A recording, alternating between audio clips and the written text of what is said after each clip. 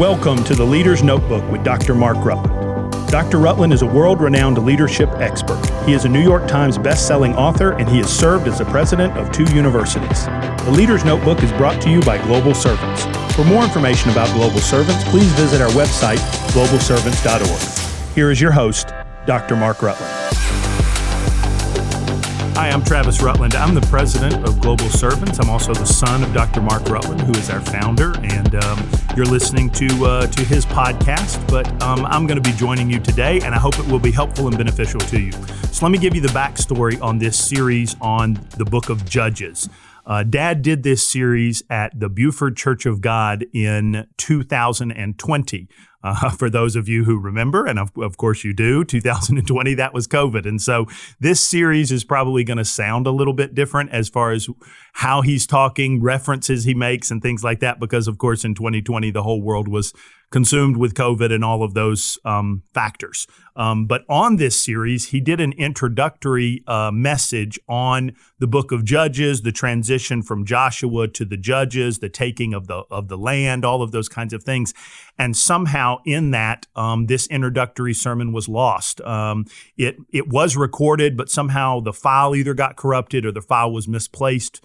We're not sure where the breakdown was, but regardless, this introductory message was missing. And so we haven't used this sermon series for this podcast simply because of that. The opening sermon was gone. Recently, I was talking with Dad and some of the staff here at Global Servants, and they had mentioned, hey, why don't you do the introduction, a different voice, a different perspective, and it also, Dad remains busy and traveling and things like that. So I was honored and excited and pleased to be asked. So I'm going to give you some thoughts on the beginning, the transition from Joshua to Judges, and then the beginning of the book of Judges, a little introduction. And then in the subsequent episodes, Dad will be giving you the remainder of the book. So thank you for joining me today. And let's just dig right in. Now, just to give you a little bit of the backstory, I know you know all of this, but to remind you of where we're at in this story, especially where we're at in the Old Testament, the Moses delivers the children of Israel out of more than 400 years of slavery in Egypt. It leads them across the Red Sea into the wilderness experience. God's original plan was to spend probably 18 months to 2 years in the desert. They had to relearn who God was. They had to receive the law. They had to do all of these things that kind of helped them transition from slavery in Egypt to becoming conquerors in the Promised Land. The problem was that first generation of the Hebrew people didn't trust that God could take the land. Remember, they send the spies in. They get a bad report. The people are like giants. We can't take the land. God isn't big enough to do this. And so God refuses to help them conquer the Promised Land. So they retreat back into the wilderness. And you remember, they then spend 40 years in the wilderness as the original generation dies out. The only ones that inherit the Promised Land from that original generation were the 2 good spies. That was Joshua and Caleb. Moses, as he is able to see the Promised Land, but not able to enter it because of sin against God as well. So when Moses dies, the leadership mantle is passed to Joshua. And you can read all of the conquests, Jericho, Ai, all the conquests that Joshua and the children of Israel, the 12 tribes did. That's all recorded in the book of Joshua. Now, as Joshua comes to a close, the book, the man Joshua is also about to die. And so he gathers the children of Israel and gives them this final encouragement, this final reminder that they have to serve God and serve God only. I want you to look, if you will, at Joshua chapter 24 and verse 19. Joshua 24 and 19. But Joshua said to the people, "You cannot serve the Lord, for he is a holy God. He is a jealous God. He will not forgive your transgressions nor your sins. If you forsake the Lord and serve foreign gods, then he will turn and do you harm and consume you after he has done you good." And the people said to Joshua, "No, we will serve the Lord." And Joshua said to the people, "You are witnesses against yourselves that you have chosen the Lord for yourself to serve him." And they said, "We are witnesses." Now, therefore, he said, "Put away the foreign gods which are among you and incline your heart to the Lord God of Israel." And the people said to Joshua, "The Lord our God we will serve, and his voice we will obey." A few verses after that, Joshua passes away and the book of Judges begins. The problem in the book of Judges is this.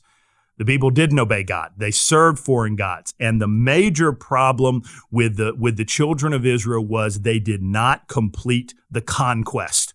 That's an important thing for us. I know I've given you a lot of history and backstory, but I want to really remind all of us of this point, which is God begins that good work in us, but there is some level of personal responsibility that we have to see that thing through.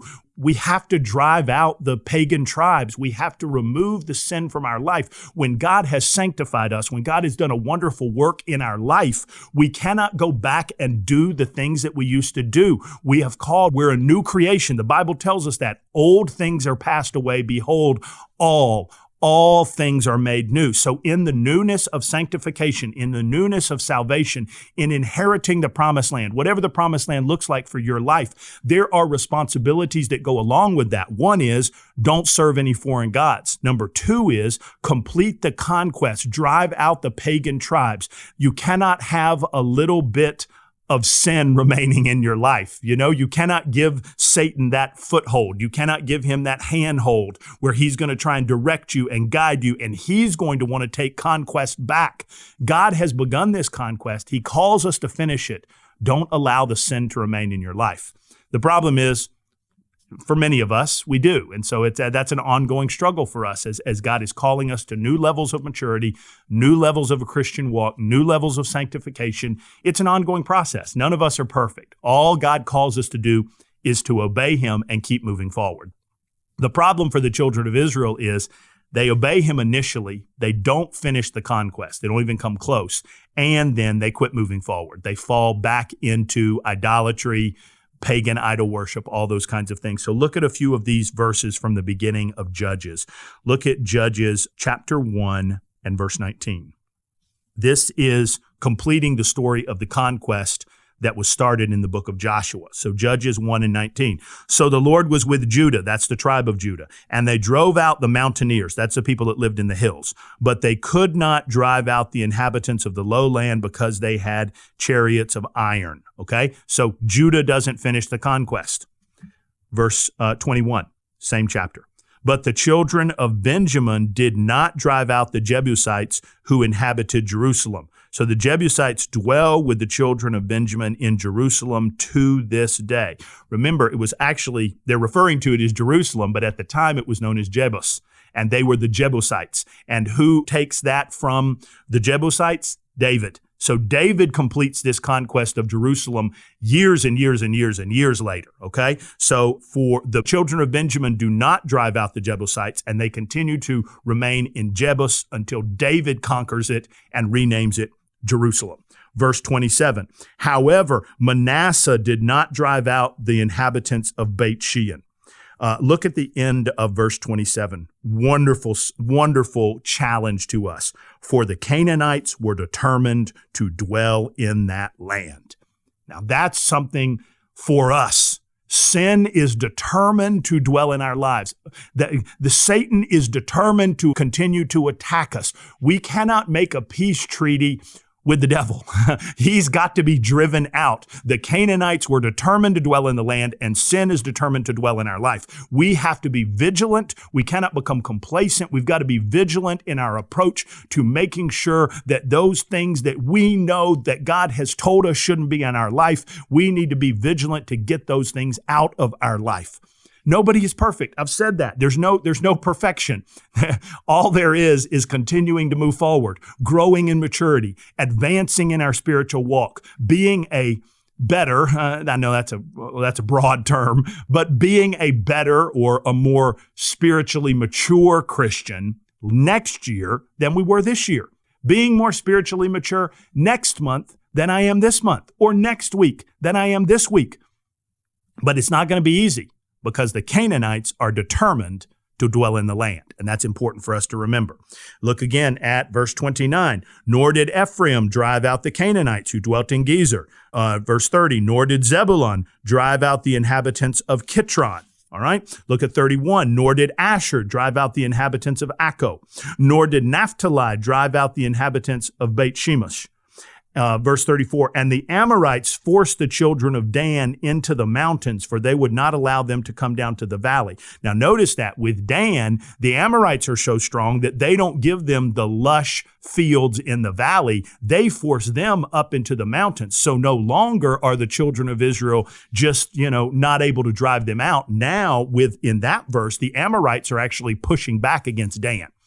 So instead of returning to God, instead of calling out to God, instead of listening to God, instead of falling on their faces and asking God for his help in the conquest, what did the children of Israel do? The children of Israel turned to compromise. God told them to drive the Canaanites out.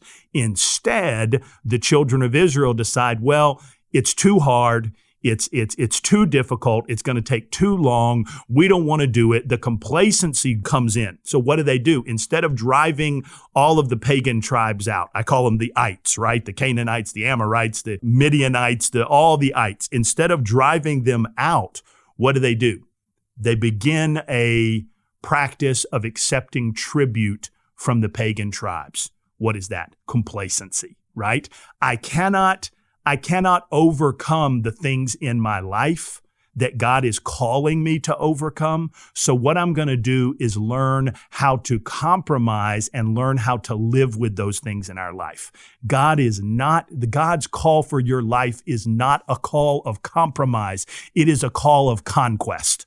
And the children of Israel fail the call. Instead of taking the land, instead of finishing the conquest, instead of doing what Joshua tells them to do on his deathbed, they fall into complacency and compromise. They begin to accept tribute from the tribes. So I didn't read it because I was reading the beginning, but look, if you will, in verse 30. It talks about Zebulun cannot drive them out. Look at the end of it. So the Canaanites dwelt among them and were put under tribute. Right? Look at the end of verse 33. Nevertheless, the inhabitants of Beit Shemesh and Beit Anath were put under tribute to them. So we see that over and over again in the beginning of Judges. They don't drive the Canaanites out. Instead, they're willing to let them remain in the land, and they're willing to compromise and become complacent and simply accept tribute. It's interesting. They're willing to accept the gold and the silver that the pagan tribes give them in exchange for allowing them to remain in the land. That should speak to all of us. That sin, that thing that we allow to remain. There's moments where it makes us feel good. There's moments where it's enjoyable. If sin wasn't enjoyable, nobody would ever fall victim to sin. It's enjoyable. The children of Israel, the tribes liked getting that gold and silver, the tribute. They liked being paid by the pagan tribes. But the problem was they remained in the land. That's the problem. And the same thing is true with sin. Sin is fun for a season. There's that caveat on it. Sin is fun for a season. It makes you feel good. You enjoy it. It's all of those things. But the problem is you've given the enemy a foothold in your life. And once you start accepting tribute, you're allowing them to remain in the land. You're allowing sin to remain in your life. And eventually it will destroy you more utterly than you could ever think of or imagine. The same thing is true for the children of Israel. They don't really have a leader now. Moses is gone. Joshua is now gone. And the people are drifting somewhat aimlessly. Different tribes are having different levels of success in their conquest, but no one has done everything they're supposed to do. The pagan tribes remain. They've become compromised. They've become complacent. They're allowing the pagan tribes to pay tribute to them. They're also beginning to intermarry with the pagan tribes. This is absolutely forbidden by God. Again, do you see the creep of sin? Well, we'll just let them stay in the land. Well, we'll just let them give some tribute to us. Well, we'll just let them marry our sons and our daughters. But the problem is that the influence of the pagan tribes begins to bleed into the children of Israel, and they begin to worship false gods and all those kinds of things. So that's where we're at in the beginning of Judges. It's just become a mess. There's no leadership. There's no worship of God. There's no passion for God. They're aimless. They're drifting. They're complacent. They're compromised. They're intermarrying. They're allowing the ites to remain in the land. They're receiving tribute. And so what happens? They've been disobedient, for lack of a better word, or sin. They've been disobedient, and so what happens is God allows oppression of the Hebrew people. So you now begin, starting in like Judges chapter 3, you now begin this cycle that you're going to see over and over again in the book of Judges, which is sin or disobedience that leads to oppression or punishment by the various pagan tribes. The people cry out for a deliverer or a judge. Thus we get the name of the book. They call out for leadership, for help, for deliverance, for a judge. God raises that judge up. The judge has victory. The people return to God, but as soon as the judge is dead, the people return right back into backsliding and sin and disobedience. And then the cycle repeats. So disobedience leads to oppression and punishment. That leads to the children of Israel calling out for deliverance. That leads to God raising up a judge. That leads to victory for the span of that judge's life. But as soon as the judge is gone, it leads straight back to backsliding, sin, disobedience, and the cycle continues and continues and continues. So we see that over and over and over again. So that is basically the beginning or the introduction to where you will be with Dad over the next couple of weeks with Judges. Let me give you a couple of verses as we kind of finish this up. Look, if you will, at Judges chapter 2. Judges chapter 2 and verse 11. When the children of Israel did evil in the sight of the Lord and served the Baals, and they forsook the Lord God of their fathers, who had brought them out of the land of Egypt, and they followed other gods from among the gods of the people who were all around them, and they bowed down to them, and they provoked the Lord to anger. What is that? That's the sin and disobedience we talked about, right? They forsook the Lord and served Baal and the Ashtaroths, and the anger of the Lord was hot against Israel. So he delivered them into the hands of plunderers who despoiled them, and he sold them into the hands of their enemies all around so that they could no longer stand before their enemies. So that's the second step in the cycle. We talked about that. The disobedience, the sin, that leads to punishment and oppression. Verse 15, wherever they went out, the hand of the Lord was against them for calamity, as the Lord had said and as the Lord had sworn to them. And they were greatly distressed, right? They're distressed. So they call out to God. They ask for deliverance. They ask for a judge, for a leader. 16, nevertheless, the Lord raised up judges who delivered them out of the hand of those who plundered them. Yet they would not listen to their judges, but they played the harlot with other gods and bowed down to them. Then they turned quickly from the way in which their fathers walked in obeying the commandments of the Lord. They did not do so. And when the Lord raised up judges for them, the Lord was with the judge and delivered them out of the hand of their enemies all the days of the judge. That's important to note. Do you see that? Victory comes in the lifespan of the judge. The reason being because the people were not really making change. The people were not serving God. The people were not forsaking the false gods. The people were not doing what they were supposed to do. So God gave them victory because he loved the judge. He raised the judge up. So God raises up the judge, but unfortunately, it doesn't bring about systematic transformation in the life of the nation.